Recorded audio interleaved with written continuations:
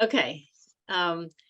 So the third thing about me, you've already mentioned this, are my passion projects, some things that I really care about, helping women and girls in engineering, and also introducing children to engineering. So this has been a big part of what I've done.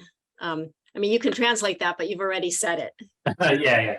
So but that's very important because you put as your passion project here. So so Pam 说她的自己非常热心的这个自己项目呢，就是帮助这个女性跟这个 girls engineering. I love to hear that, especially that the news outside for the for the Supreme Court that is like a young girl like my daughter is so confused. They say why this country go back, but we actually pushing lots of forward, like the work you do. We help the girls actually going to engineering, going to that one, right? Yeah. So 这是那个 Pam 教授说的，他自己非常，他不仅是给那个国际电气协会写了这个关于指导这个女孩子读这个 STEM 的这个书包括资料，他自己写了2本书，他还经常去做讲座，就让孩子去学这个 engineer. Is this some camp or for the children going to learn engineer? No, what the picture is showing is actually just I was doing a session at someone's home for like 12 or 14 kids. And that's the kind of thing I do it at, people's homes. I do it at, at schools, like an after school activity, that kind of thing. So, well, in the last 6 years, all of these 3 different pieces have come together: my family, my job, and a new passion project of trying to help young adults with autism spectrum disorder be able to get jobs and keep them. So this relates to my one of my sons. It relates to my job because I've started doing engineering projects that relate to autism, and it's become my new passion project. And as you all know, the reason for this is just that there is huge unemployment among people with autism, and there's more and more people diagnosed with it each year. Yeah. So 最后这个可能对我们最重要的说，在那个最近的6年当中，他说从他的家庭也好，他自己的工作也好，就是他自己的这个热爱的这个项目也好，都集中到一个点，就是怎么样帮助自闭症谱系的年轻人怎么样找到工作，而且可以继续工作下去。那么他也知道，他也看一些，我们知道这个自闭症年轻人当中的这个失业率是非常高的，对吧？他没说，一般来说是80%。那么现在在 ，So I know that unemployment usually we're talking about on the spectrum is 80% unemployment, but in the pandemic the number probably jumped to 90%. I think that data is come from Autism Speak, but this is probably generally accepted the rate, right? 80% to 90%. Okay, and also 你看这个每年的这个越来越多的年轻人孩子诊断为自闭症整个人口的差不多2.2%， yeah， 还有呢，有很多年轻人呢从学校毕业弄到成人，哎。所以这是一个很大的问题。Yes. Thank you. So what we've been trying to do is to build an ecosystem centered around an internship for high-functioning young adults with autism spectrum disorder.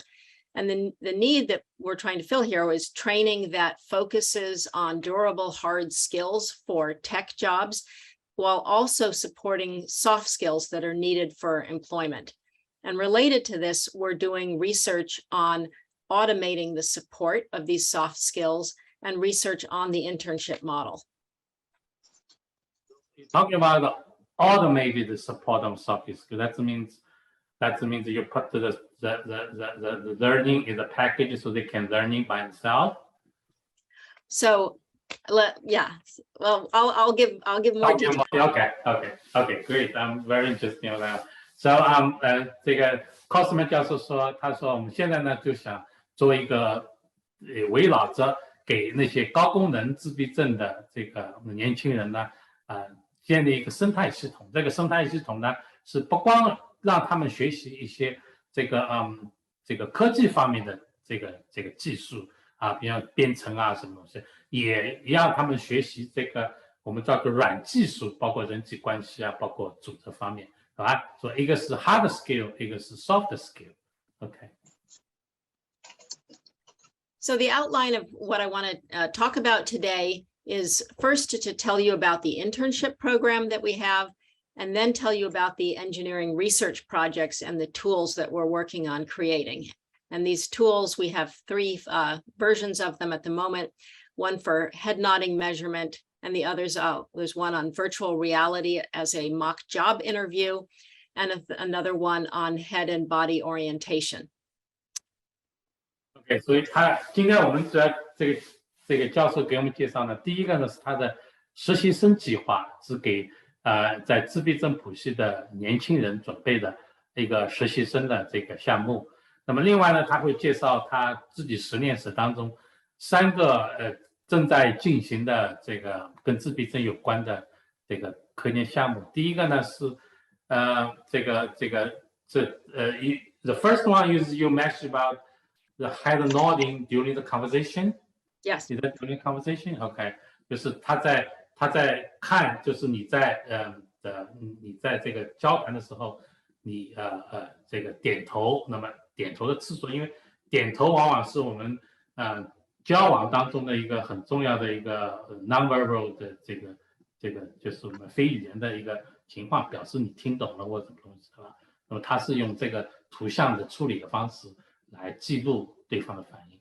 第二个呢是虚拟现实的，虚拟现实就是你在一个虚拟环境当中去模仿你在工作面试的情况，这 job interview， 对吧？那么特别是看你眼神，我们最主要的一个这个自闭症面临着 interview 困难就是眼神对视，那么他就看你这个眼神对视的情况来提醒你什么是应该注意。那么你可以从这个虚拟的这个当中去练习提高东西。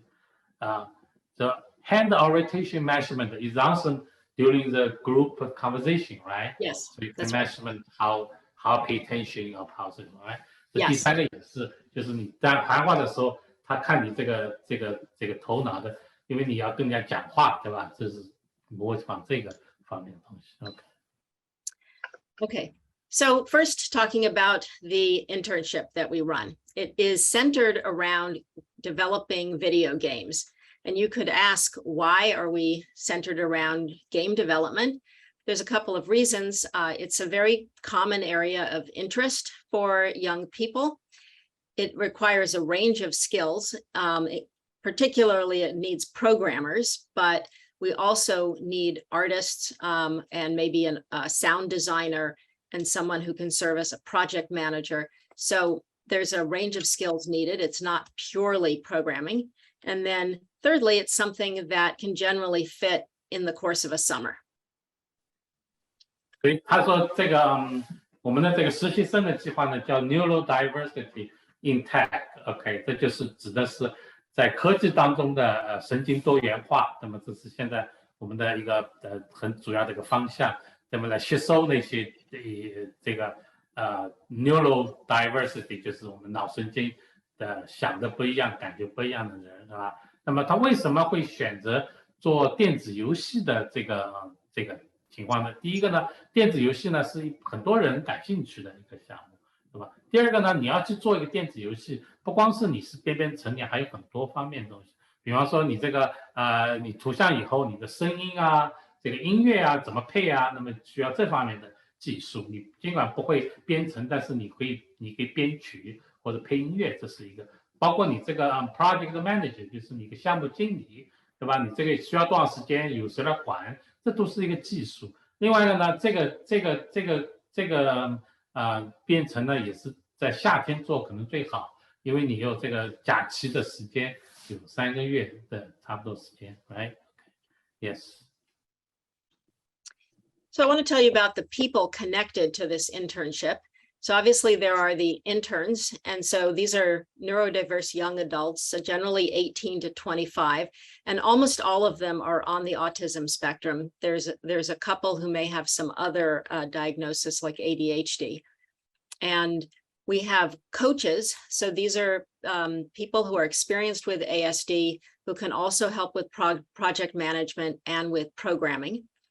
We have the researchers, so that's me and other faculty and our graduate students who are in one way or another studying autism or developing tools to support individuals with autism. So these are the people on the side of the university. And then we also have the clients. So those are people who specify the projects, that is the game concepts that are going to be worked on. And we have some professional mentors who are coming from the game company Ubisoft. And these professionals are giving them technical advice, but mostly career advice and things like resume review. And so these people are often external to the university and have less frequent contact. Okay. 他是给我们介绍一些现在呢，目前呢，这个实习生呢，一般年龄在18岁到25岁。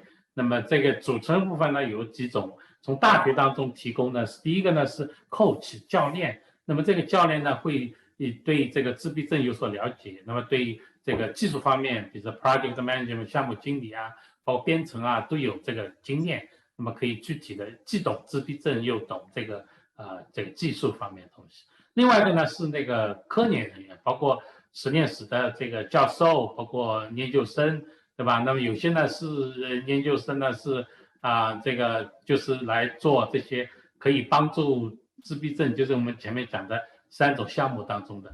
那么还有一种呢是另外的，在学校外面呢，第一个呢是客户，也就是说那些呢客户呢，就是说他有一个他有一个计划，他想做某一方面的这个电子游戏，他有一个这个概念，那么他那个概念呢跑过来说，哎，你们能不能做？对吧？相当于一个客户一样。另外一个呢，还有一个呢，专门是这个指导的，就专门给自闭症或者是这个软件方面这个要找工作啊怎么指导的。那么比如说给你这个给你让你规划怎么样的职业方向，包括你的简历什么东西，对吧？所以这是2方面，一个大学呢当中呢，还有一个呢校外的。OK。So let me tell you just quickly the history of the internship. It started in 2018 with a local San Diego funding source, and it was in person at UC San Diego with 25 interns. The next year, we didn't have any money for it, but we still managed to just pull together a little bit and have 4 interns. So by the way, this is a paid internship, so it does, cost something to run it.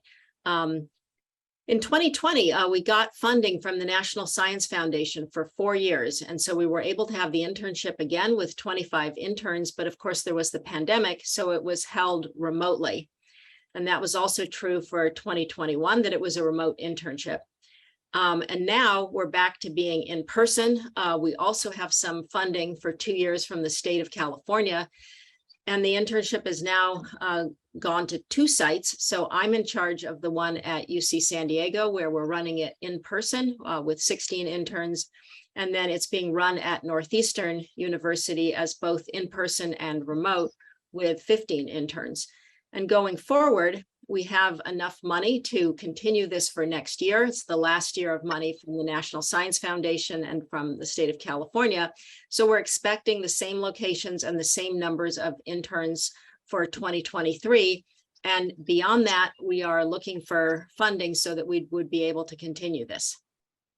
OK， 所以这个大致上介绍一下历史，因为他这个实习生呢是给钱的，他们有一定的报酬的，所以他也需要这个资金，包括外面的这个辅助的教练什么。所以呢，从2018年的时候呢，他们得到了这个本地的资助，他们有25个。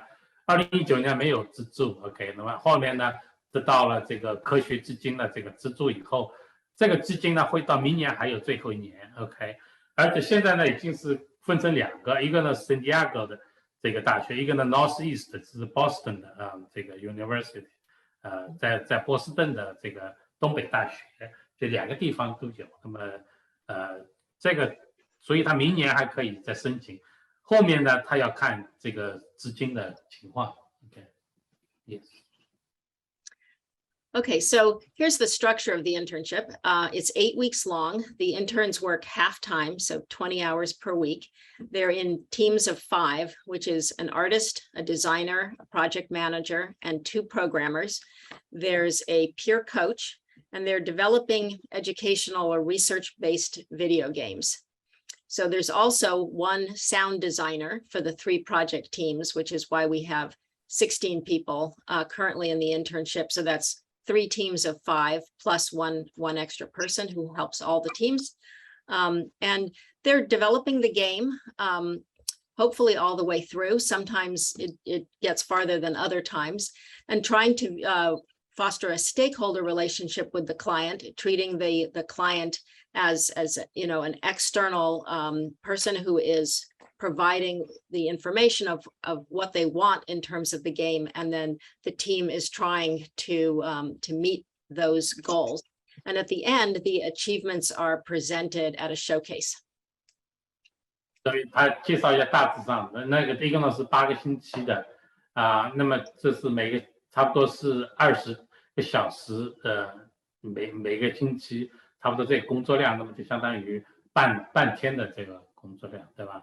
那么一般来说呢，这个团队呢有5个，一个呢是艺术设计方面的，对吧？一个呢是整个游戏的这个设计的，另外一个呢项目经理，包括2个做编程的，对吧？其实它这里呢还有一个所以是那个 sound design， 就是声音的，你游戏时候很多那个音响的这个是大家分享的，不是在这个小组里头的，对吧？那么包括你 coach 这个教练最后呢要做成那个video game， 就是游戏，当然是以教育跟这个研究为主的题目为主的，对吧？那么这个主要工作呢是要从概念，从人家给你一个概念一个想法开始，你要把它发掘出来，做出一个游戏出来，对吧？from concept to production， 从概念到生产就全套要完成。那么这个时候特别要注意呢，你要培养不光是队员之间的这个相互合作的技能，你还要跟客户要去培养 ，OK， 就相当于跟客户打交道，这也是一个人际关系的培养过程，对吧？最后呢，你的这个结果呢大家会公开的显示。Is that showcase is internal or outside or publicly or? It will be streamed. So it's going to be an in-person event, but we will also stream it. And so anybody who wants to join is welcome to. I will put up my contact information at the end of the presentation for that. Okay. So, okay. So the coaches have many different roles. They're serving as an administrator and backup project manager. So they handle things like, there's laptops and software and room setup and so forth that needs to be done. Also helping the project manager who's on the team, because sometimes these young adults don't have an idea of what software you use for project management or how that sort of thing is done. So they're teaching them some of the tools that are standard in industry, making sure that goals are set and tasks are broken down into manageable specific action items, and that the team members know what they're assigned and so forth.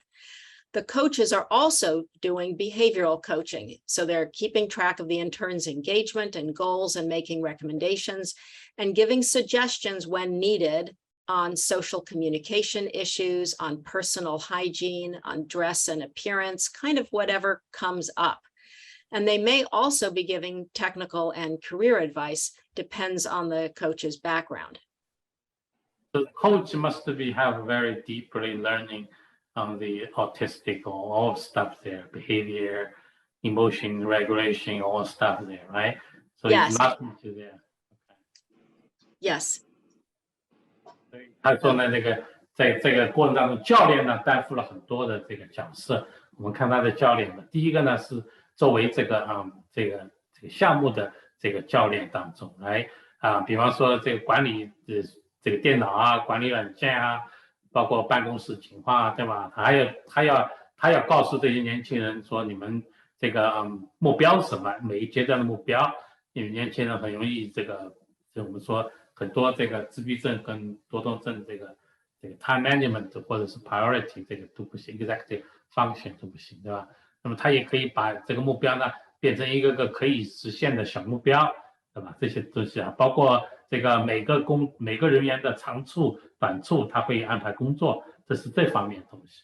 那么另一个呢特别重要呢是这些教练呢他又懂这个自闭症这个孩子的情况，所以他也是一个行为教练，对吧？如果这个孩子有一些行为方面问题、情绪方面问题，那么他也会帮助这个孩子去弄，对吧？那么有些呢是包括社交方面啊，包括个人卫生啊，你没洗澡啊，或者身上有味道啊之类东西，包括你这个着装，对吧？你到大学实验室去，你穿了个大裤衩，对吧？这些方面都会，实验中他都会做，因为他们对自闭症都这个的学习跟这个东西。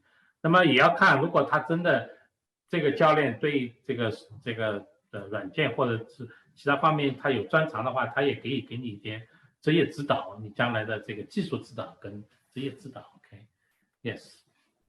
Yeah, I see that there's a question in the chat about whether they live on campus or they commute to work. So most of them are commuting, and that's either because they're local San Diego people who are still like living in their parents' home and commuting from there to campus.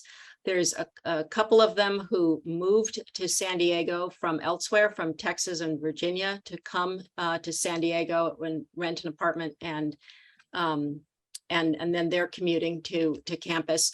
There are a few of them who live on campus. So a couple who are UCSD students who are still in their student housing. There's at least one person who is from out of state, but who is in the, I think, grad student dorms. So the university does make some housing available because there's room available if you're connected with a campus program.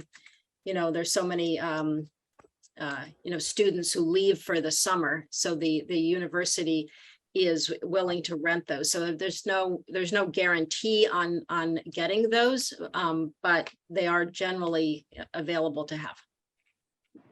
So basically that is the room and the board and the take care of himself. So depending where you come from, where you live, right? So that's not covered. That's have to pay by themselves. That is right. It is not covered. The interns are paid a salary of $3,000, which is coming out to about $19 an hour. And then whether they're living at home or renting a room on campus or something like that, they do have to figure that out. 所以刚才有人问说他们住在什么地方，怎么样去交通的？那么教授说，总的来讲呢，你吃住呢都自己解决的啊。这个他们会给你大概3000块钱的这个算工资但是呢你吃住都会的。那么有些呢是本地的，圣地亚哥本地的就住在家里的，有的呢是外地来的，他要租房子。那么租房子呢，一种呢是在外面租，另一方面呢也是可以从学校里面，因为学校里到上面的时候，很多大学生都离校了，那么学校也可能会有这些空的房子租出来，那么可以跟学校联系。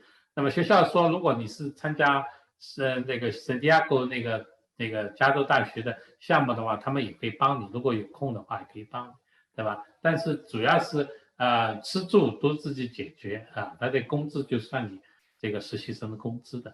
Okay, yes. So let me just tell you about the coaches that we have this year. So one of them is Corley Huang. She got her bachelor's degree last year from UC San Diego from the Interdisciplinary Program in Computing and the Arts. So she is both a programmer and an artist. She's a past coach in this internship, so she did it before, and she's going to be attending the Gnomon School of Visual Effects, Games, and Animation in Hollywood in the fall. And our other coach is Trent Simmons, who has a bachelor's degree from the University of Denver in psychology. He's a current PhD student in rehabilitation sciences with a focus on video games. He's got multiple publications already related to autism and video games. So the coaches are very, very talented. They do have somewhat different expertise because Corley has expertise in art. They both have expertise in programming, and Trent has a psychology background. So we're very, very pleased to have these coaches this year. You know, Corley doesn't speak Chinese. I think she speaks a little bit. That's good, that's good. 所以这是他两个教练。你看，第一个教练女孩子呢是双学位啊，她既是计算机的这个学位，她还是一个艺术设计学位。你看，她是两方面，所以她是做这个computer game 的电子游戏是最好的人。那她马上又要去读那个在好莱坞的读这个艺术就视觉艺术学院啊，她可能还会说一点点中文，因为她的中文名字是这个。那么另外一个呢，这个年轻人呢，他是做那个是做这个博士生，他已经他自己发表过的论文都是有关自闭症以及包括这个游戏方面的。All right, so the benefits to the interns, it is a paid professional environment they're working in. They're encouraged to learn and communicate and collaborate with an interdisciplinary team. They're creating an educational game, either in Unity or in Unreal. So they're getting some experience in project-based work. They're learning about some standard tech workplace practices and procedures, software, things like Discord and Jira. They get some skills like time management, focused note-taking, and communication skills. We're strengthening their technical skills and exposing them to workplace etiquette and expectations in a safe space. Yeah, so this is very important, I think. Okay, so 像这样的这个实习生呢，他是一个呢是让你得到的一些好处，对吧？这是他们的就是到这种地方的好。第一个呢，你在一个比较职业的这个环境当中，对吧？那么这有客户，有这个经理啊，各方面东西要弄。那么第二个呢是多团体的不同的这个工种的不同的人呢，你要相互的协作，需要的交流，对吧？In the Unity or Unreal, is that the gaming language, is the software name? That's correct. Yeah. OK.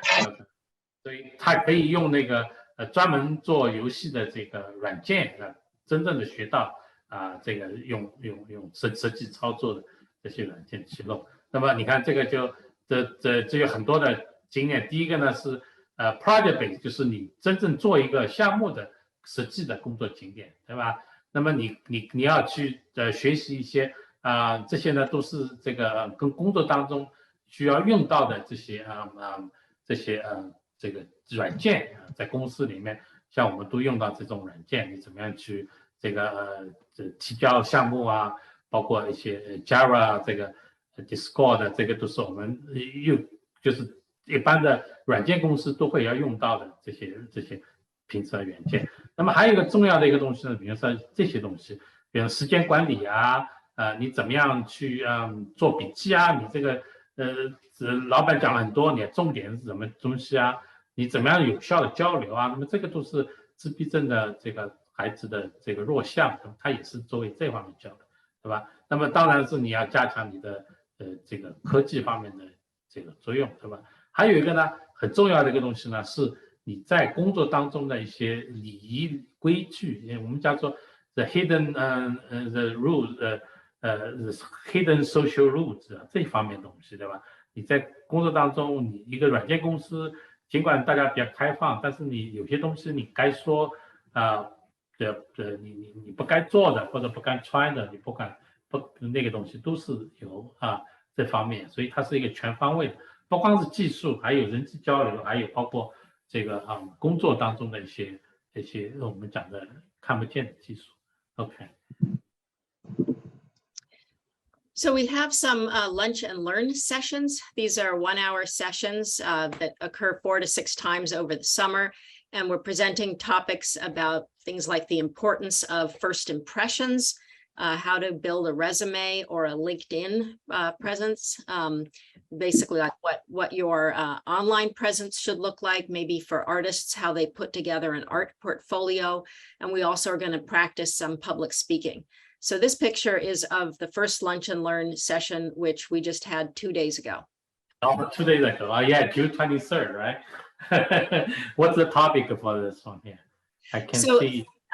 This was about first impressions and what you have to do to make a good impression if walking into an interview. So things like being punctual, being well groomed, making eye contact, your posture, a number of things like that. What can you do to ensure that all of those things are in place? And also about meeting new people and ways to begin a conversation. 这个呢，他们特别是每次中午呢，他们有差不多4个6个中午的时候呢，有1个小时的这个我们叫 lunch learning 现行，对吧？就大家边吃完饭以后，大家这个学习项目，那这个项目很好的。这个图片上就是刚刚6月23号，他们这个题目呢就是 importance of first impression， 就是你第一面的第一印象是什么，对吧？你走进一个地方啊，你怎么样打招呼，你怎么样给人一个好印象，对吧？这些真是自闭症的年轻人最缺乏的一些东西，对吧？包括你怎么样写你的这个简历，对吧？你这个你上网的时候你应该怎么样？你要怎么注意，对吧？包括一些的这个称呼啊，这个态度啊，包括隐私啊这些东西，对吧 ？Public speaking 这个你在公共场合当中的谈话，对吧？我们知道这些都是自闭症非常这个需要的 ，yes。So we have a few extra components to the internship. We have 8 mentors from the game company Ubisoft. So these are experts in the game art, in coding, in audio. They are providing both technical advice and career advice. So the interns can ask them technical questions in the Discord channel.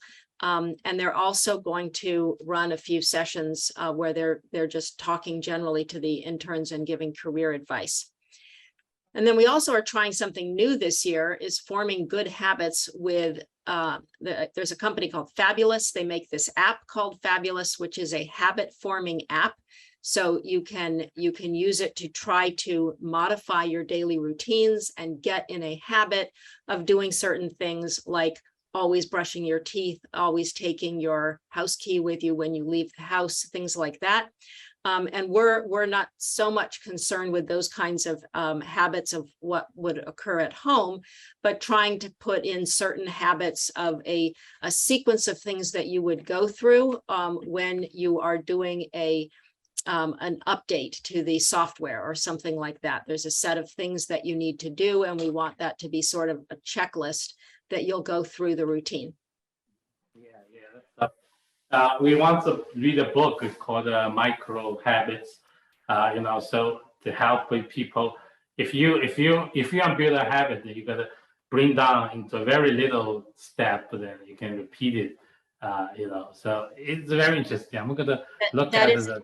Right, that is kind of the idea of this app, of breaking things down into small pieces, and the company is giving all of our interns, free lifetime usage of the app. So that Fabulous the app is already online, right? Is it already public available? This is they already have it on their phones. Yeah. Okay.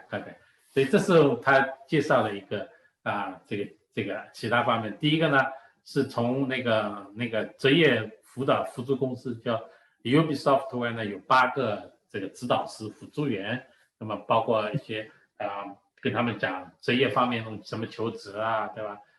包括这一方面的东西。那么他们有这从艺术包括声响的一些其他一些专家可以提供自学辅导。他们现在特别在做一个呢，今年做个呢那个软件的那个游戏公司叫 Fabulous。这 Fabulous 是怎么意思呢？就是帮你去养成一个好习惯啊。比方说我们前几个月读过那个一本书，也是怎么样养成习惯，帮助比如说你这个出门这个之前，比如说你一定有个好习惯，比如你看看你的钱包带不带，你的手机在不在，对吧？手机有没有电，对吧？比如睡觉之前手机是不是充电这一方面，所以他们现在在做这个，帮助这家公司来做一些这方面的项目实际。OK，yes。So at the end of the internship, we end up with some game prototypes, and these are just some screenshots of some of the past games. 这就是他们的过去的一些这个做的一些项目的You have a UFO? Is that UFO? The last one is UFO something? Yeah, it's something to do with space, but I don't know what. Yeah, OK， 这是他们的一些项目，这个图线设计的东西。Yes. And then there's a showcase event at the end where the interns present their games and the development process that they went through to get there. There's some public speaking practice in advance of that. So the photo on the left there is the internship showcase presentation from 2018 when it was in person. And then in 2020 and 2021, it was online. And so we had a showcase event that was just a Zoom event. So this is a photograph, a screenshot from that. 所以呢，最后呢，大家要去展示自己的这个成果。那么过去呢，他们可以面对面的给人家这个讲啊，跟他介绍这个。那么这2年呢，都是在这个Zoom 上面的会议上面虚拟的。那么这个重要的一个东西就是你所谓的公共的，你怎么样去介绍这个自己的成果，以及在这个公众面前的讲话，在别人面前的讲话，所以这也是一个能力啊，这个能力这个培养。Yes. Okay, so that's the part about the internship. And before I go on to the engineering research projects, I just want to check if there are any questions. I see in the chat there's a question about applying to the program. So the applications for next summer, the window for applying it'll open sometime probably end of February and close early April, but it will be posted on our website. And I'm afraid I actually forgot to put the link in the presentation, so I'll have to send that information to you, and you could forward it. But I did put my email in the presentation, and I'd be happy for people just to email me directly about this. Yeah.Okay, so 这刚才有人说什么时候申请？他说一般明年的话，今年肯定是没。This year is already full, right? This year, no way for it. This year we're already into it. We finished our first week already. Yeah. 所以明年呢，一般在2月份到4月份，这时候会申请。那么到时候他会把这个链接给我，如果需要的话。But the name of the project is called Neurodiversity in Tech.Is that the formal name of the neurodiversity for tech? Okay. So another question is, what's the general qualification required? Any particular? So we want, for one thing, we don't take people who are minors. So you have to be 18 or older. And in terms of qualification, we want people who are either programmers or they have some expertise in digital art or sound design. And we're willing to take people who don't have particular expertise in those if they're going to be, say, in the role of a project manager, but they would then need to be somebody who's pretty organized and hopefully interested in video games, because that's the nature of the internship. So you have to be able to fit one of the roles on the internship. But you don't need to require certain diploma or education level, something like that? No, you don't. We do occasionally take people who are straight out of high school. Usually they're a little bit older. 20, 21, 22. Some of them are in college. Some of them are not going to school and not employed. So that's fine too. 所以我刚才问一个问题，就是说你怎么样来资格？那么资格第一个呢，教授说呢，当然你需要有一定的这方面的技能，对吧？这个你或者是那个软件编程的一些技能，包括你这个图像或者声音方面有一些这个特长，对吧？包括或者是你这个组织能力比较强，你做过 project manager 方面的东西。我问是不是需要一定的学历，他说不需要，他们并不是说一定这个要看学历的，有的呢是过去也有这个直接高中过来的起来，但是有一点，你必须要18岁以及18岁以上，你这个作为 minor 的话，他们是不能接受的，你必须要有18岁跟18岁以上，这是一个 right， 这是一个情况。那么Pam，so how do you but so when they tell you that he has skilled or she has skill, how do you prove? How you look at what's the? Do you need some project that can show you? Yeah, so this year Corley did the interviews of all of our applicants. We had I think 46 applicants for 16 spots, and she was looking for example, for people who said that they're artists, she wanted to see, what they've done, that they've at least done something. So she is making some level of evaluation of the art, but that isn't, we're not necessarily looking for somebody who's an amazing artist, just that they can do something. She's also for people who are programming, she might ask some questions of, what experience they have, what classes they've taken, if they have any projects. So she is making some assessment. We don't want a person who has completely zero programming experience. They wouldn't get up to speed fast enough in the 8 weeks. So I should say we are not really looking for experts here, but we can't take people really at level 0 either. 所以他刚才讲了第一个很重要的信息呢，比如今年呢，他一共有46个人报名，他取15个。那么怎么样来看你是不是够资格呢？主要还是刚才一个女生 Corley， 她会去这个作为一些初步的一些判断，对吧？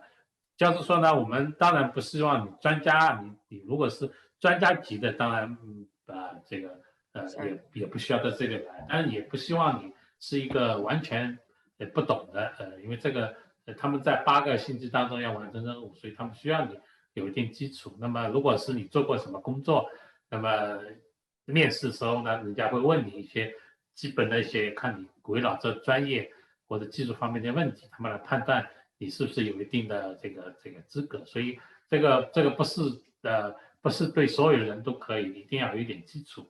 Right? Okay, yes. So what kind of program language do they use? Yeah, it's Unity, which I think is related to C#. And there's been at least one project done in Unreal, but usually it's Unity. 是什么样的语言呢？因为这个作为这个计算机游戏，它有专门自己的这些套语言，对吧？一个叫 Unity， 一个叫 Unreal， 对吧？这个我也不知道这个这样。Right， 所以他说，圣地亚哥呢主要是 primary 用这个 Unity，OK， 有的时候呢是用那个 Unreal，right， 因为 Northeast will be part of it next year. That means they using Unity or they using Unreal? So I think that they are also generally using Unity. I think Unreal has only been used for one project so far, and that was from last summer. So, okay, so let me go on to tell you a little bit about the engineering research projects and tools that are connected with the internship.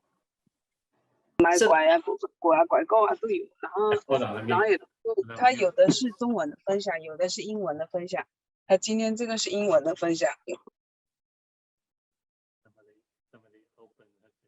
也有很多华人也在国外。你不能乱按宝贝。谁把这个电话你静音一下 ，OK 哈。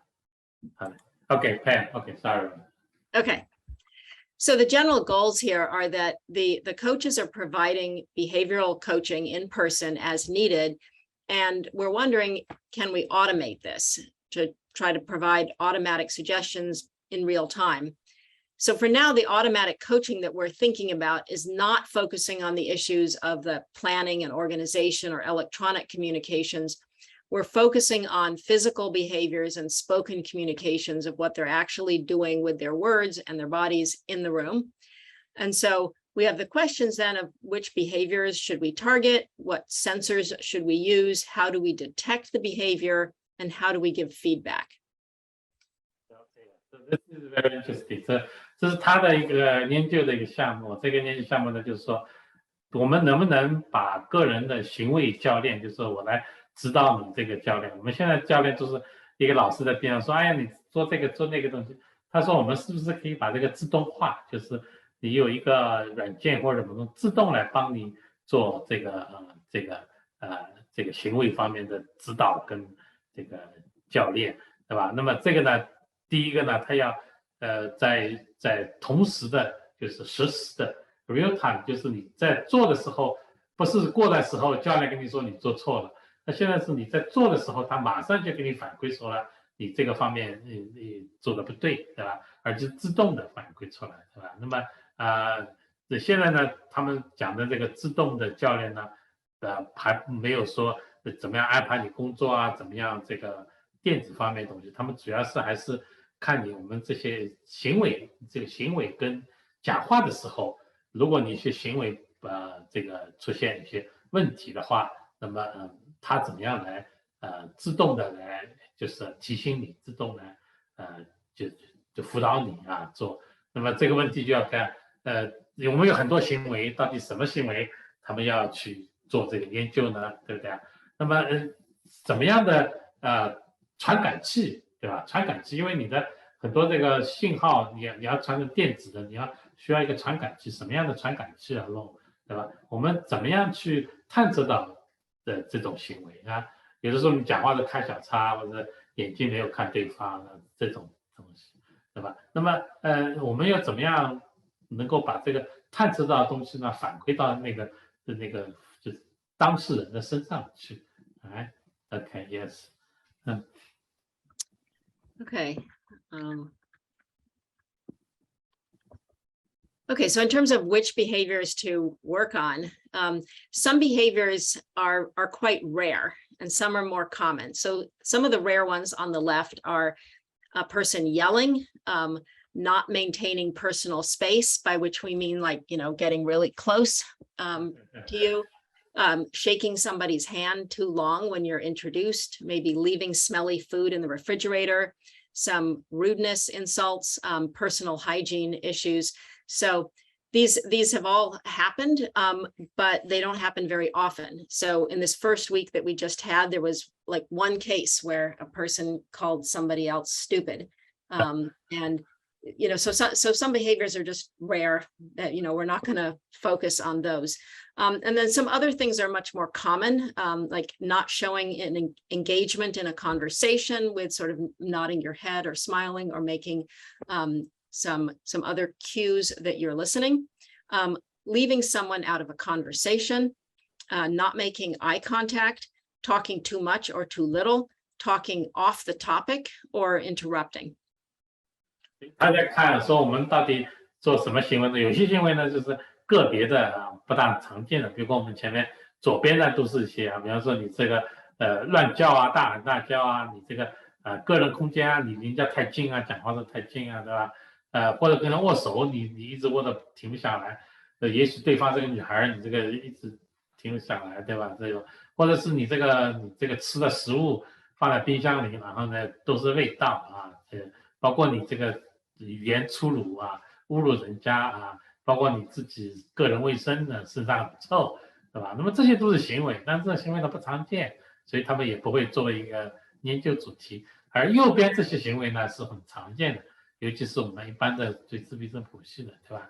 第一个呢，你在谈话时候呢没有注意力，没有这个参与进去，你讲话的时候你要去回应，对吧？点点头啊，眼神交流啊，这样表示你这个同意啊，表示听懂啊这些，对吧？另外呢，或者是你这个你光是对某个人讲，然后呢把另外一个人呢完全不讲了，对吧？这种行为呢比较常见，对吧？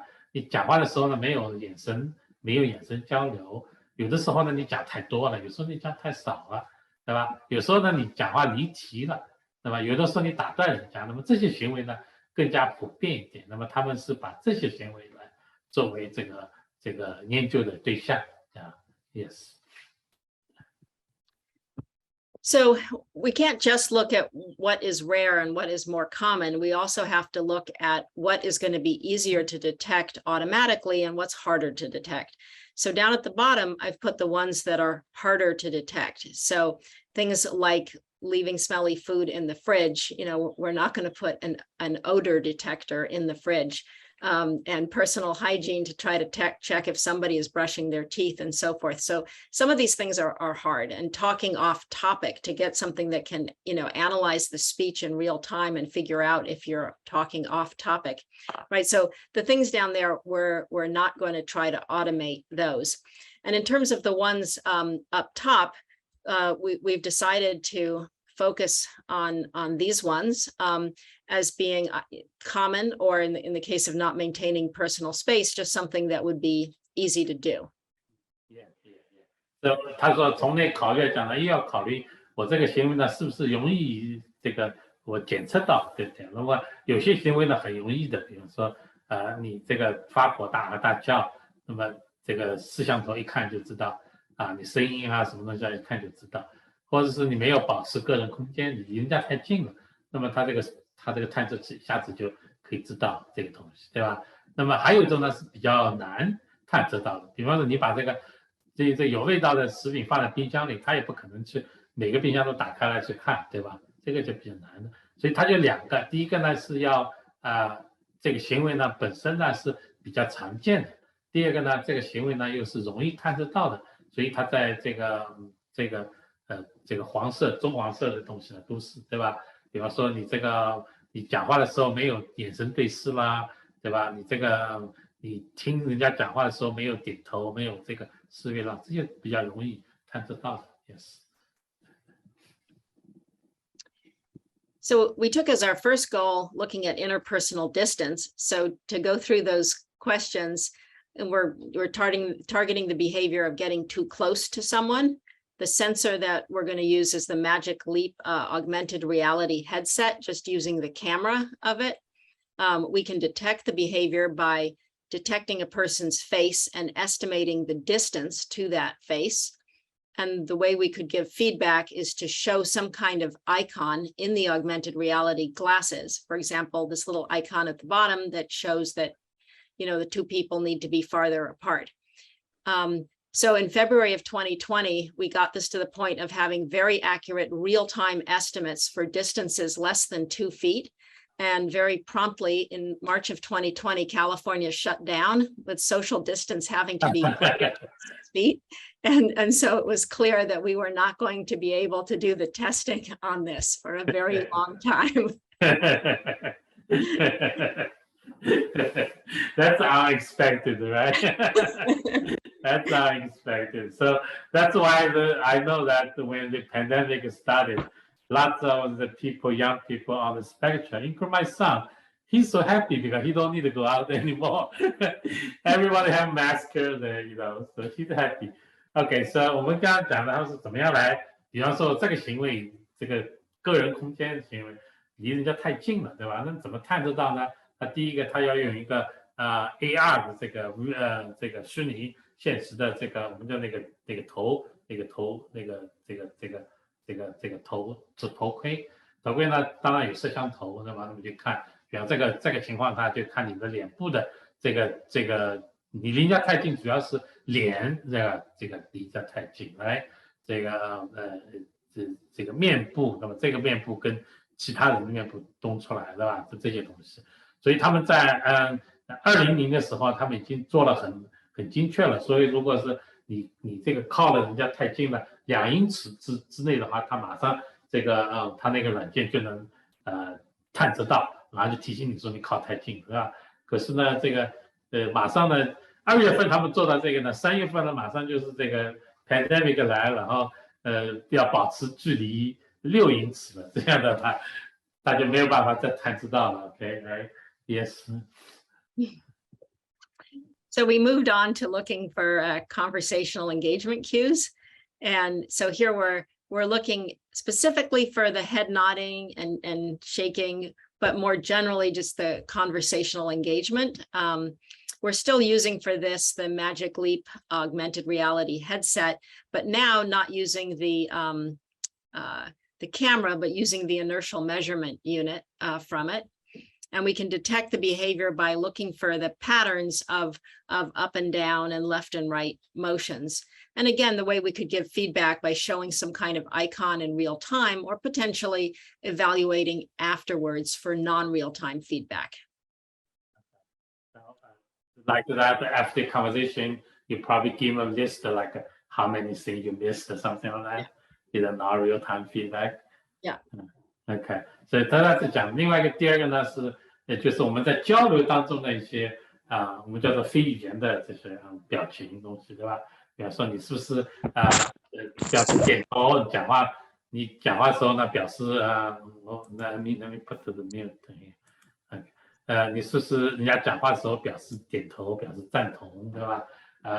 包括呢你这个摇摇头，这个点点头或者人家边上人讲话呢，你转过去看他，那么这些个人的这些东西呢都可以从这个我们叫做 AI Virtual Reality 当中探测到，是吧？探测到以后呢，有些方面呢是给你及时提醒的。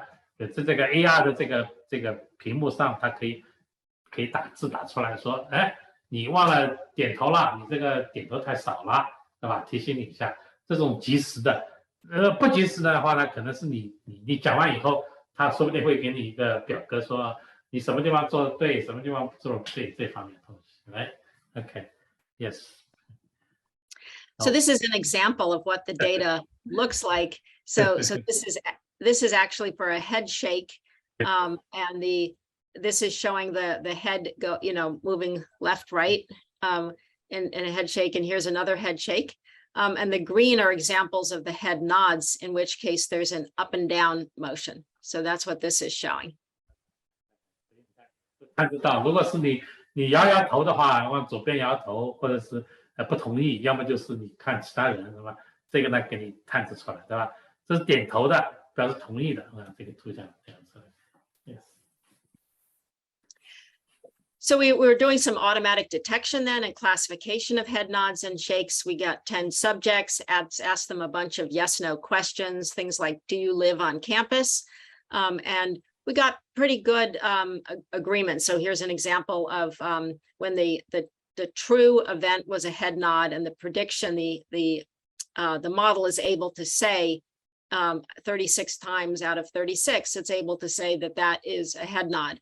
And for the head shakes, it's getting 41 of them as being head shakes, and one of the head shakes it decided was nothing, not a nod or a shake, and so forth. So we're getting pretty good agreement here. There's some events that are neither, so the true event is not a nod or a shake, but the system thinks that the person is doing a nod or a shake.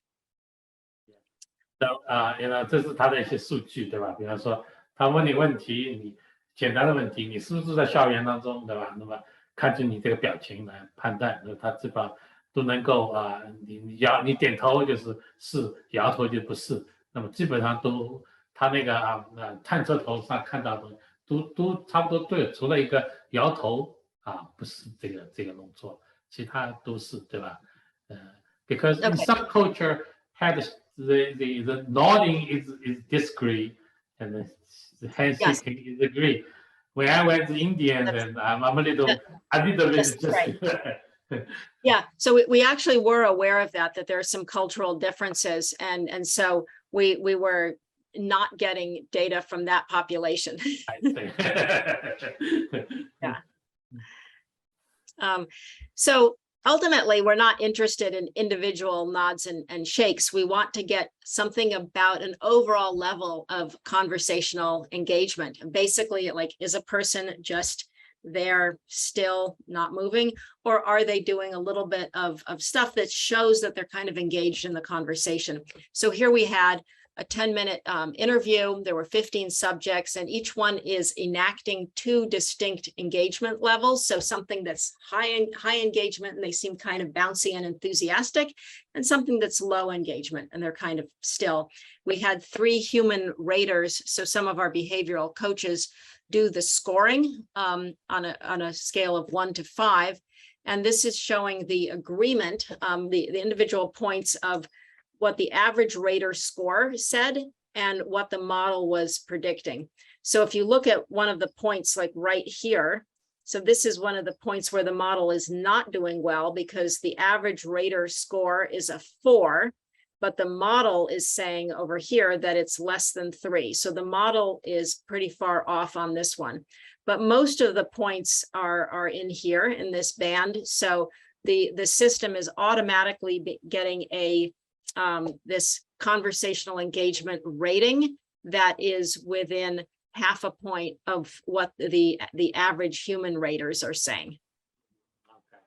它呢，一般来说，它是在10分钟的这个面谈的这么一个期间当中，然后呢，还有2个，一个呢是用它的软件来评估我这个很多交流方面的东西，你是不是这个叫 engagement， 就是你是不是投入这个东西。另外一个呢，它还有3个这个人在观察的，看看有打分，有手动打分的，对吧？一个是它的仪器跟软件弄出来，所以你看它的这个几个一些表格的吧，这个是人打分的，那么这个是机器打出来的，那么有些方面东西呢会差一点，但是大部分你看它差不多都在一个重合的。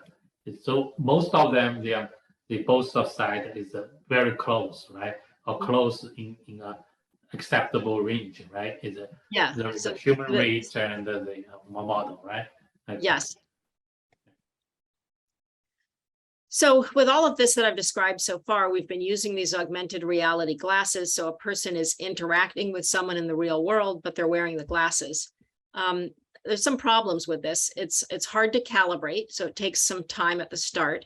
They're kind of annoying to wear, so it doesn't feel great on. So it's for short-term use only. So if you're going to have, an hour that you're just working by yourself at your computer and 10 minutes of conversation, and then, and your day kind of goes like that, you're not going to want to just have the thing on for the whole day. Also, they look kind of funny, so people don't like going around looking like this. So we decided ultimately to stop with the augmented reality glasses and go to other sensing devices. So one thing is to go to have a virtual reality headset just for solo practice. So just by yourself to practice some behaviors in virtual reality. And also some sensors that are not on the body. So when you're interacting with other people, but it's not going to be on you. So we're looking at some things with LiDAR, which is light detection and ranging, that's measuring distances to parts of the object by using laser reflections.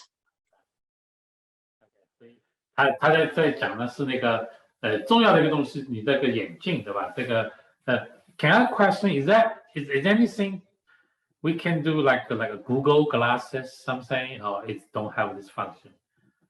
I think wearable. So that is a possibility. It's I think just we decided not to go that route. There's a number of reasons, and part of it just being expense or difficulty getting them, and so we made a different choice at the time. I don't know. I think that technology would have to improve more before people would be happy about wearing this kind of thing for a long time. It's still just it's better for short use. 他看主要的一个眼镜对吧？这个眼镜，你看这个不大舒服。第一个呢，需要很长时间调整，要调。OK， 你尽管它10分钟的 interview， 它调很长时间，对吧？那么这个戴起来也不舒服，所以戴不长。对吧？然后呢，看起来也比较怪怪，人家会找你东西，所以他们在找这种就是我们这个眼镜方面的。那么现在有一个呢是在用那个光来探测的，对吧？用这个光来探测的这么一个这样的耳机跟眼镜。Okay. So I'm also wondering, how late is it okay for me to go? I'm not sure. The timing for this one? Yeah, Oh, you can. You can as long as you want. You can. It's That's no fine. limited. Yeah. all right. So I'll tell you about the next project, which is the virtual reality mock job interview. And so we have this virtual interview setup that allows people to practice by themselves, things like eye contact. And so this is showing the virtual interview room with the interviewer. 这是那个用虚拟环境当中模拟这个模拟这个面试的。Okay. So is that one is the interviewer or one is the so this two person. Yeah. So the one that shoot is the boss. yes. So we start with a person who is saying all of the things that are the questions that the interviewer asks, and we're doing a face capture on them and making a model out of that so that the model's face will move realistically because it's captured from that person. 你这个面试的人呢，这个真实人呢，他从那个图像当中拿出来，就是让你看到有一个真实感，对吧？放在真实感。Okay, yes. And then we can track the eye movements. So when the person is in the app, they don't see the green dot here, but they're looking at that eye, and then afterwards we can see a movie of this and see where they were looking at different times. So they're looking at the eye here, and at a different time they're looking at the monitor. 他就可以看你这个眼神去看什么地方，对吧？如果是盯着看这个面试的人的眼睛，还是看其他地方，然后他就可以从这个当中可以看到你这个注意力在什么地方。So we're detecting gaze to different parts of the interviewer's face. So dividing it into the mouth region, eye region, and forehead region, and there's some kind of track of the gaze going through space. We do some filtering on that, smoothing that's shown down here. And then we're doing clustering on it. So what this is showing is 6 clusters of gaze points. So 3 of them are big. You can see the light blue and the dark blue and the pink, where the person is looking for a long time at some part of the face. And then there's also 3 looks that are shorter. So there's a light green and a darker green and a red here. That is a cluster of points, meaning that the person is looking there, but not for a very long time. And then there's also the black points out here, which are various kinds of noise, or maybe the person was blinking their eyes and then the system briefly does not know where you're looking when you blink. 所以你看这个就是他在当中的这个主要的，我们这个对方看我们这个面试那个人的眼光主要集中在3大块，对吧？这个是一块，眼睛左眼右眼这2块，还有呢嘴唇要看他说话，所以大部分的这个视线，那个对方视线呢都集中在这个3个地方去，有些地方呢是比较这些红地方呢是很少。就是眼光很少落到这个地方去，包括这个绿的这个地方很少，但大部分呢，这个三个颜色当中这个眼神的关注的主要的地方。Okay, so we are collecting some controlled gaze data to validate the algorithm. So the person is looking at specific virtual objects for different periods of time. And the original data is pretty messy, but we have various filtering that we're doing to clean it up. And so this is showing that for a certain period of time, say the person is looking at the forehead, and next they're looking at the mouth, and then they're looking at the plant, and so on. So we can get a pretty clean signal of where you're looking at different times. 这个就是它的数据，比方说我们这个房间里面呢，又有几个东西是吧？这个植物对吧？桌子，它这个屏幕，这个柜子，包括这个人啊，人的当中呢，包括他的这个前额、眼镜、嘴巴这几部分。那么就来看我们他这个应试的人呢，是个眼光主要是集中在什么地方？那么就看到对吧？他有多长的这个时间是看这个柜子的？有多长时间呢？是看对方的眼睛，对吧？这个对方眼睛的很少，但是很多时间呢，去看对方的前额，对吧？包括嘴，这个前额嘴这个东西。那么 this is a plant, right? This is for the plant, right? Oh yeah, I guess the line is it's a little hard for me to see the color of it, but yeah. I think that no, I think this is the eye region. The mouse. Yeah. This is the color of the mouse. Okay. This is the mouse. Okay. Mouth. Right. So it looks like a mouse is a lot of time. 所以他就看你这个眼光盯在什么地方来判断你是不是注意力这个是不是这个听这个集中注意力的上面去。Yes. So then we had we did a comparison of gaze behaviors of autistic and neurotypical people, just in a so they're responding to the virtual interviewer, and when they're in the role of the listener, so that the virtual interviewer is talking, the neurotypical people are spending a lot of time looking at the eyes of the virtual interviewer, and the people with autism are spending much less time looking at the eyes and more time looking at the mouth. And when they're in the role of speaker, they're both groups are looking less at the eyes. They're both looking less at the mouth. So when you're the speaker, you're more likely to just kind of look off into space, and you're thinking about like your next words. But we're still seeing the pattern of the people with autism looking less at the eyes and more at the mouth. So this is very understandable, right? This is Yes. This is what the way experience as well. So 这个呢是 That's right. Yeah. And so our next step is to give feedback to the user from this kind of thing, because we're now confident that it is sufficiently accurate, and so we can figure out which users could benefit from some feedback. 这个两个图呢，非常跟我们理解的都是一样的，就是说他们在交流的时候，这个蓝的呢是普通人的交流，这个黄的呢是自闭症谱系的。比方在交流的时候呢，看这个对方的眼睛，对吧？你看这个普通人呢，一般来说我们跟对方都注意在关注是对方的眼睛身上，那么自闭症呢就少很多，对吧？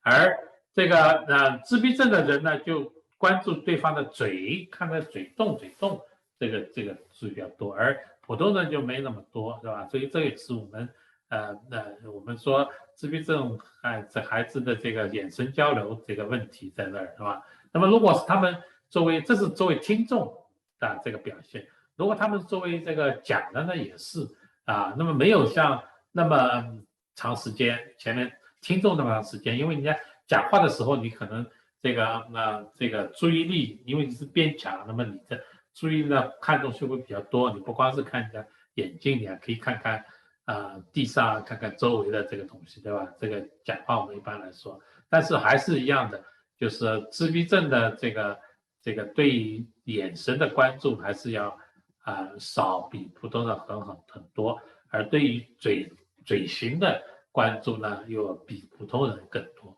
所以这样数据呢，比方说你在这个一个人 interview 的时候，如果有这样的眼镜去探测的话，那马上就可以提醒你说，你应该多看看对方的眼睛，对吧？所以这是他的研究的一个主要的一个目标。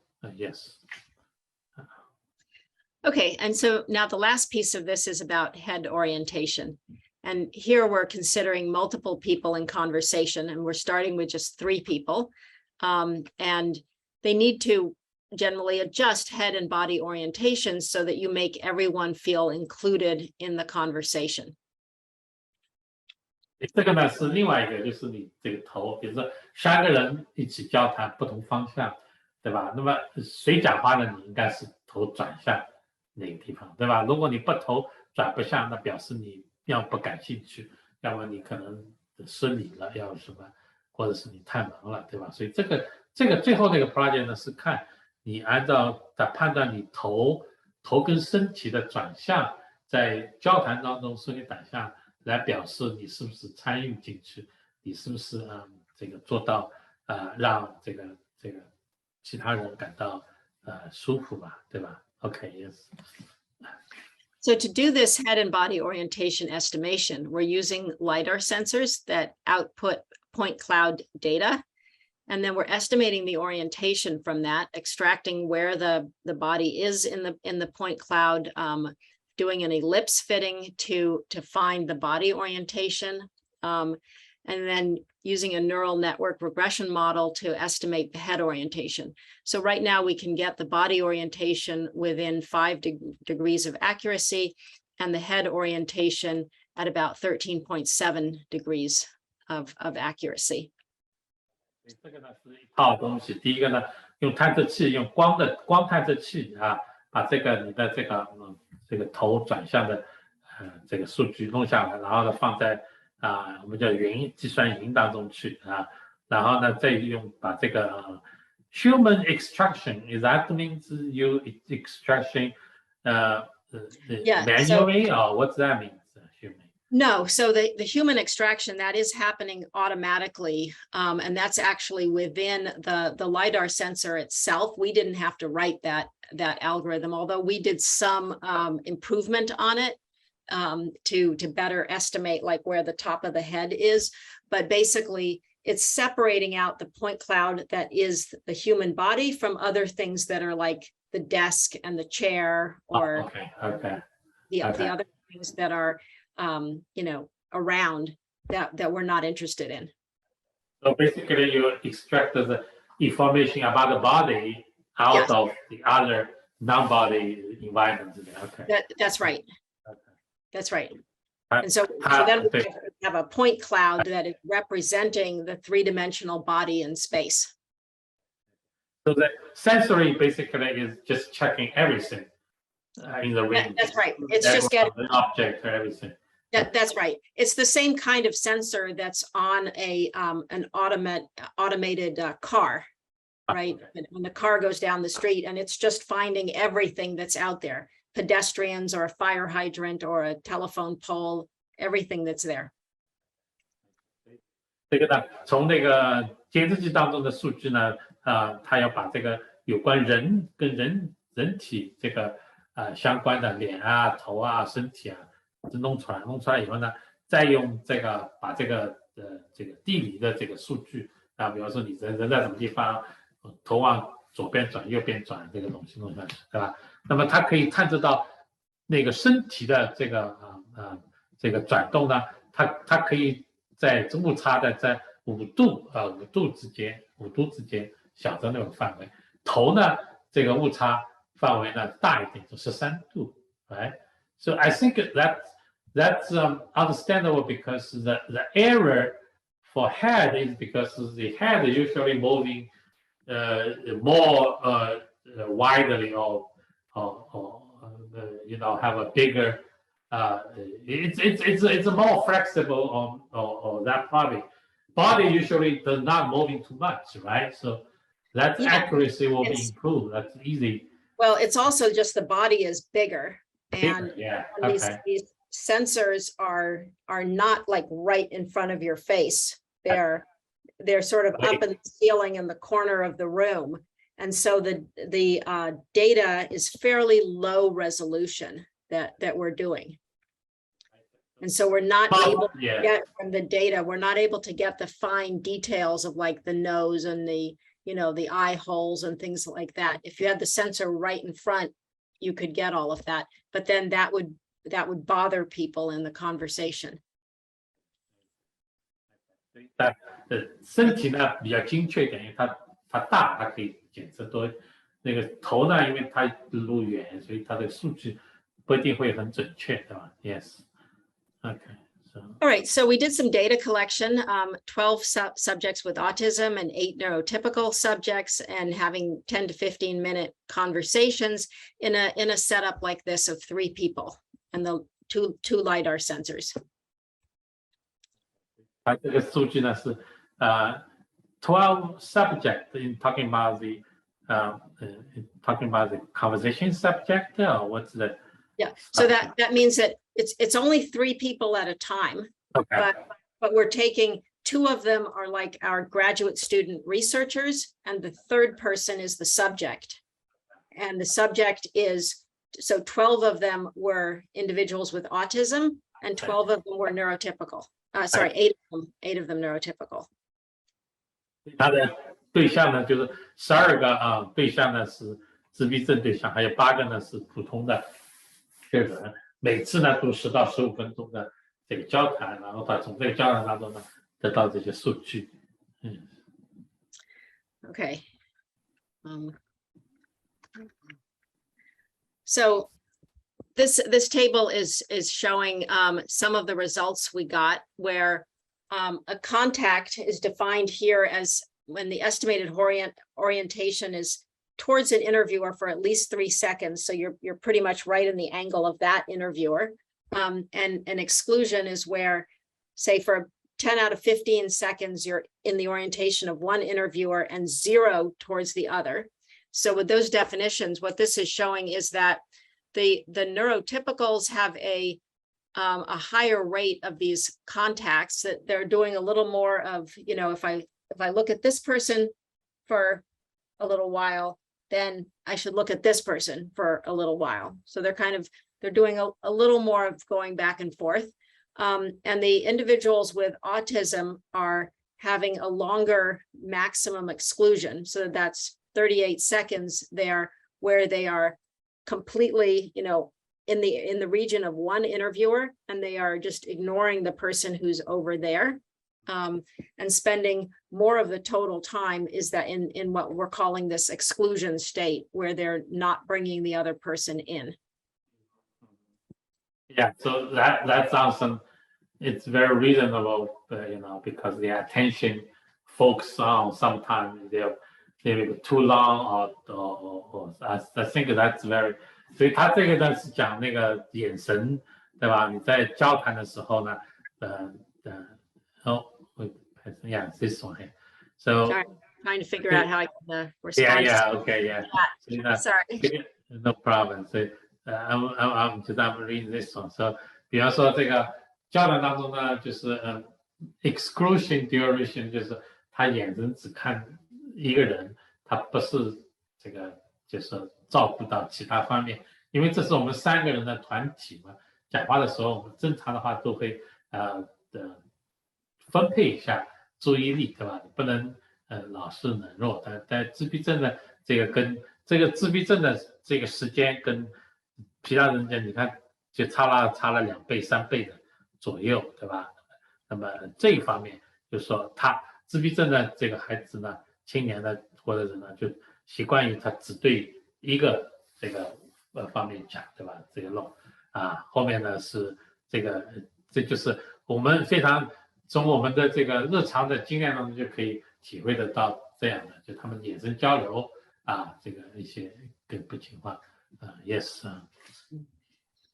So our future goals for this, we want to expand the virtual reality job interview app so that we could have multiple virtual interviewers and not just one person there, and that we're giving automatic real-time guidance as well as the non-real-time overall assessment for people. For the LiDAR system, we're also working on turning these results that we have about exclusion and contact into a smart coaching system so that we could send either real-time signals or some kind of feedback after the session. And potentially we'll get into helping with other aspects of things like electronic communications. 所以呢，他们将来的一些目标，对吧？比方说这个前面讲的这个虚拟现实的这个面试东西，对吧？那么是他们可以说有更多的面试者参加，现在是1个，那么现在如果是一般的呢，是有2个、3个的面试者参加，对吧？那么还可以给你提供你及时的这个指导啊，你马上就可以提醒你什么地方可以做对做不对，对不对？那么这个第二个呢，这个光导的这个探测系统也是可以让你这个有一点智能化的这个模式，让你及时的来给你这个指导将来呢还可以进一步的在这个电子通讯当中可以其他方面可以再进一步的弄。Okay. Yes. Okay, so that's basically what I wanted to cover. There's an additional topic which I'm not going to add because it was, the time is going long, but I think you might be interested in inviting another professor at UCSD to address your group. His name is Craig Callender, and he's in the philosophy department. He's part of the Institute for Practical Ethics. And so he's been looking at personality tests, which are used as screening tools in hiring. So he's looking at these tools, the things like the Myers-Briggs test, the MMPI, the Big Five, which is doing personality tests on people. And these personality tests can also be kind of a way of detecting people with autism and can be used as a way of screening them out. So is he also using this virtual reality to screen or just... So these are things that questionnaires that companies are using. So this is not an engineering project. These are just, like paper and pencil questionnaires, or you just, check the boxes on the computer, but trying to get at learn about people's personalities and then reject them in the hiring process early on. And it is rather, in some respects, the personality tests can be seen as autism, detectors. And so what's the sort of the ethics and legality of doing that? So this is also very interesting here because one thing here, especially for your virtual reality interview, right? I was one of the members of the New York State DDPC Council, Development Disability Planning Council. One of our projects is doing sexual education. So we're talking about projects. The one thing right now, everything sexual education is talking to talk, the paper. But virtual reality probably is one of the best way. We can show the people, like if you're talking to personal space, if you're talking about, the conversation, just like you said, if you want to get attention from a girl or boy, how you reach them, right? So we are looking at that, but the project is also, we're afraid that it's causing too much because we have no idea how the virtual reality is. But if you have like a model, like set up an interview, if you can do a model interview, then you can basically replace everything we wanted. Social skills, sexual relationship, everything, just to replace the content, right? Well, we're far from that, but far from that one, and not that practical. Yeah, it's a question of how much you can do in virtual reality, and how much you can represent there, how much you can measure about people. But anyway, this topic, if you're interested in this, I'd be happy to introduce you to my colleague, Craig Callender, who's been looking into these personality screening tests. Okay, I'm gonna look at it right now. The name and the one. I'm gonna. I will email that to you. Okay, thank you. So basically, so I want to acknowledge a lot of people here, our coaches, our clients, our program evaluators, our graduate student researchers. There's a number of other faculty on this project as well. And obviously there's a whole team over at Northeastern. Leanne Chukowski is the head of that, but she's got a team of people, coaches and clients and so forth over there as well. 这是他的所有的他对自己的同事表示一些感谢。我们看里面有 coach， 有 client， 有这个客户，有这个项目的评估员。Is the program evaluated? Is that evaluate this program or evaluate the interns? Yeah, so the program evaluators are evaluating the internship. Right, so they're not evaluating the research that I'm describing, but they are evaluating the internship in terms of doing surveys on the interns before and after, and also some surveys of the clients and the families. Yeah, 这个是对评估对项目的这个做评估的人，还包括他们的一些研究生研究生的这个参与当中，包括他们的教授以及教员包括在那个波士顿东北大学的这个同事。All right. So just keeping in mind the overall purpose here is we're trying to get people jobs and tap into this untapped talent, that there's a lot of people who have skills to offer the working world. So in summary, these are the things I talked about, and we would love for you to get involved by spreading the word about our program. We would appreciate referrals to possible employers because we want to find employment for our interns. We're looking for financial support so that summer of 2023 isn't the very last one.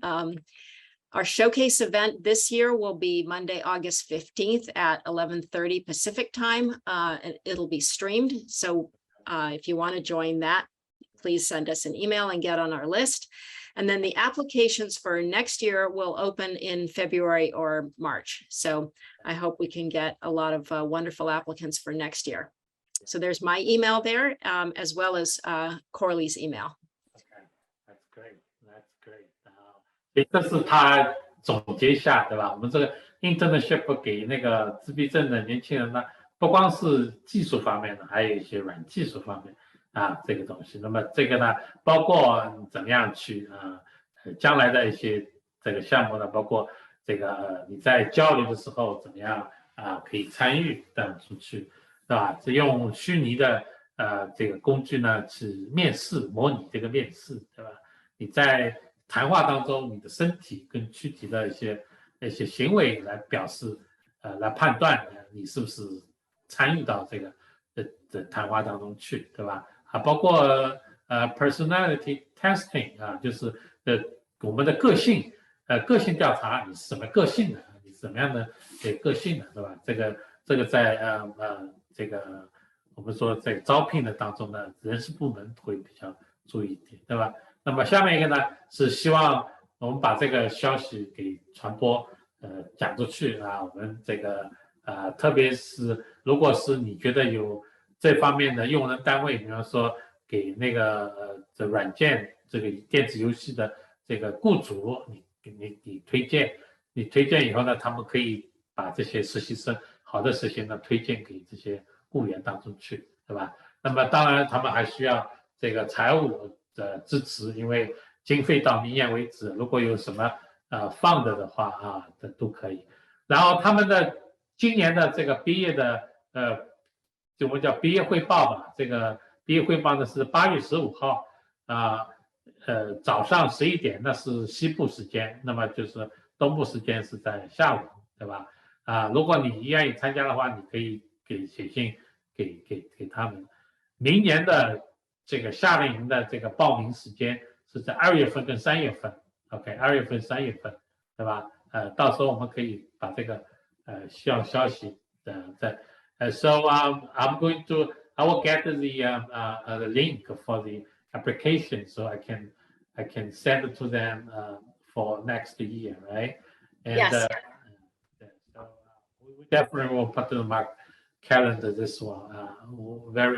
Very much. I believe some people watch the video, they were interested because at least I know personally some of the family very interested put their children into the gaming, learning how to this one. Okay. Is this the game design a good career for autism? Will this industry in demanding in the future? Yeah, so I think that it's a growing field because there's gamification that's going into many things. When we talk about game design, it's not just games for playing for fun. There's gamification of things like physical therapy and healthcare. There's gamification of training. So people who are learning to fly an airplane or something like that. So there's kind of, there's educational games. So I think that kindergarten through 12th grade, there's a lot of interest in some educational games, right? So it is absolutely a growing field. But I also want to say that going into this internship is not just for people who want careers in the game industry. About half of our interns are not looking to be professionals in the game industry. They just have some skills that are a good fit for the program, and then they can go on and use them elsewhere. So last year, one of our interns was, hired by, someone by a bank, someone else by an insurance company, right? So they need programmers too. So it doesn't necessarily mean that you end up in game design. 刚才那个家长问说，游戏设计是不是一个好的职业？对自闭症来讲，对吧？这个行业将来会不会有很大的发展？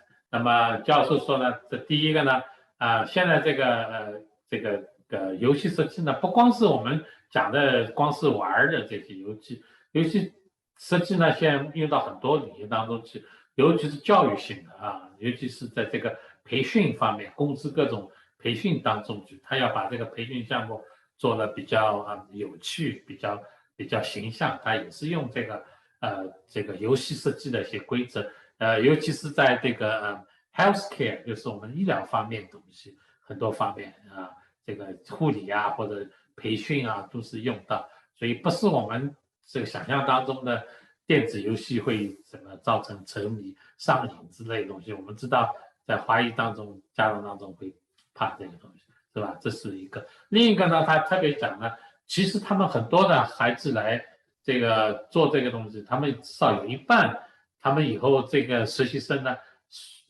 以后他们不想继续在游戏行业当中工作的，他们只不过这里呢是学一些基本的软件方面的技能，比如说他们正好有一个大概是去年的一个实习生呢，就给一个保险公司雇佣了，保险公司也有很多编程序的东西，所以他们到这里来主要是学习一些基本的一些这个技能当中去的东西，对吧？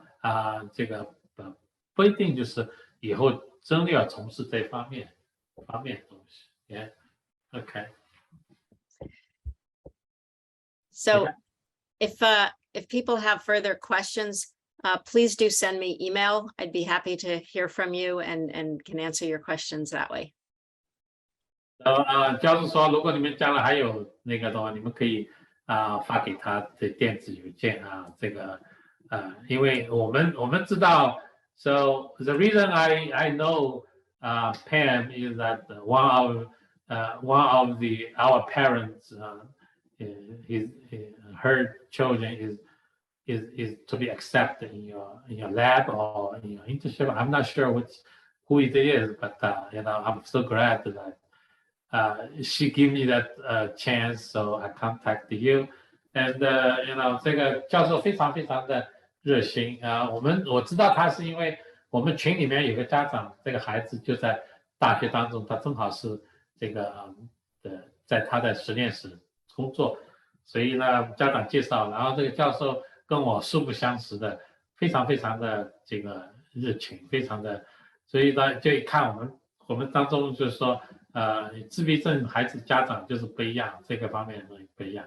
Right, so basically I told that I don't know you before. I know nothing. You know nothing about me, but we are all parents with the children on the spectrum, so we know that what is really good for them. And I really appreciate you come to us, talking to us here. It's so interested, and I think when my daughter graduated, I'll probably see your lab to play with toys. So Maybe I can. let me just respond to one thing that I Yes. said in the chat there.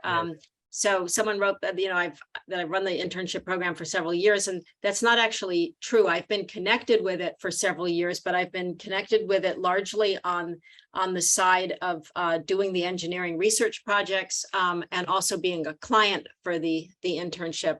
So this is the first year where I'm completely in charge of the program, although I have been connected with it for several years. In terms of the biggest challenges and like how to prepare high schoolers for this, I think, for people to, just some of the skills of being organized, forming habits that, and also having, a certain amount of self-control about what they say and being willing to, listen. But we're finding, that people are so unique, right? That everyone is coming to this with different issues. And so it's kind of hard to say something that's broadly applicable. 他那个呢，刚才问就说，家长问说，你们问一下教授说，什么是你看到这些就是脑神经多元化的孩子们的这些最大的挑战啊，所以这个也很难说，因为每个人都不一样啊，这个每个人都不一样我可以讲的一个就是，即使像我孩子做一个清洁工的话，I'm just giving example like even somebody like my son, he's doing a very simple job as a janitor, but all this issue we know from all these children, communication skills, sensory skills, personal organization skill, everything we usually looking for the book. So this is typical for one. It's a reflect on his job there, and it will take us almost 3 years to help him to adjust to that, to overcome, because lots of things that he's not intentionally make any trouble.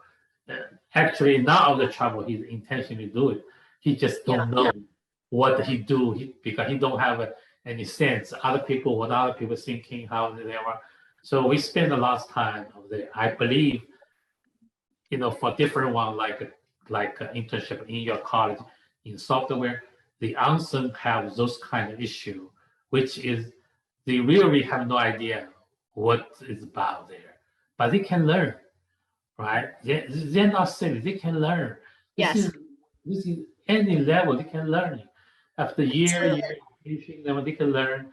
They can become a very good work, software engineering. Yes, that's exactly right, and that is what we are all working on. So thank you all very much for attending. Yeah. Thank you for giving me the opportunity to talk to you. Yeah. So maybe we can continue do something. We can introducing more stuff there, but I really appreciate Pam. I really appreciate you come to us to talking about the wonderful. I think this is what more is important is give lots of parents a hope that the different kind level on the spectrum they have different future, and we can see lots of people help them, right? Like of course include you. So thank you very much.